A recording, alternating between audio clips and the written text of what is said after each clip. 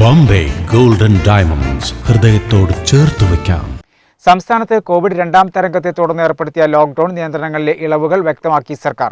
പൊതുസ്ഥലങ്ങളിൽ രാവിലെ 5 മുതൽ 7 വരെ പ്രഭാത നടത്തവും വൈകുന്നേരം 7 മുതൽ 9 വരെ വൈകുന്നേരത്തെ നടത്തവും സാമൂഹിക അകലം ഉൾപ്പെടെയുള്ള കോവിഡ് മാനദണ്ഡങ്ങൾ പാലിച്ച് അനുവദിക്കുമെന്ന് മുഖ്യമന്ത്രി അറിയിച്ചു.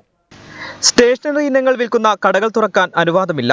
തുണിത്തരങ്ങൾ, പാദരക്ഷകൾ, ആഭരണങ്ങൾ എന്നിവയുടെ കടകളിൽ വിവാഹക്ഷണ കത്തുകൾ കാണിച്ചാൽ മാത്രമേ പൊതുജനങ്ങൾക്ക് പ്രവേശനാനുവാദമുള്ളൂ. മറ്റെല്ലാ വ്യക്തികൾക്കും ഉൽപ്പന്നങ്ങളുടെ ഹോം ഡെലിവറി മാത്രമേ അനുവദിക്കൂവെന്നും വാർത്താക്കുറിപ്പിൽ വ്യക്തമാക്കുന്നു. സംസ്ഥാനത്ത് ജൂൺ 9 വരെയാണ് ഇളവുകളോടെ ലോക്ക്ഡൌൺ നീട്ടിയിരിക്കുന്നത്. ഇളവുകൾ ദുരുപയോഗം ചെയ്യുന്നവരെ കർശനമായി തടയണമെന്ന് മുഖ്യമന്ത്രി കോവിഡ് അവലോകന യോഗത്തിൽ നിർദ്ദേശിച്ചിട്ടുണ്ട്. വ്യാവസായിക സ്ഥാപനങ്ങൾക്കും ഉൽപാദന കേന്ദ്രങ്ങൾക്കും മാത്രമാണ് ഇപ്പോൾ പ്രവർത്തനാനുമതി നൽകിയിട്ടുള്ളത്. ഇത് സേവന മേഖലയ്ക്ക് ബാധകമല്ല.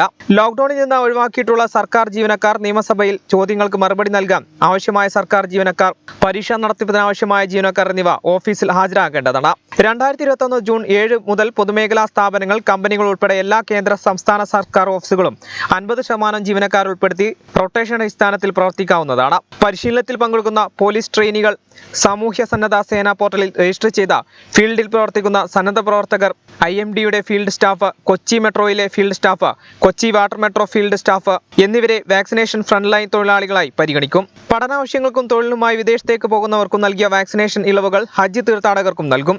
40 വയസ്സിന് മുകളിലുള്ളവർക്ക് SMS അയക്കുന്ന മുറയ്ക്ക് വാക്സിൻ നൽകും. ആദിവാസി വിഭാഗങ്ങൾക്ക് മുൻഗണന നോക്കാതെ 18 വയസ്സിന് മുകളിലുള്ള എല്ലാവർക്കും വാക്സിൻ നൽകുമെന്നും മുഖ്യമന്ത്രി പറഞ്ഞു.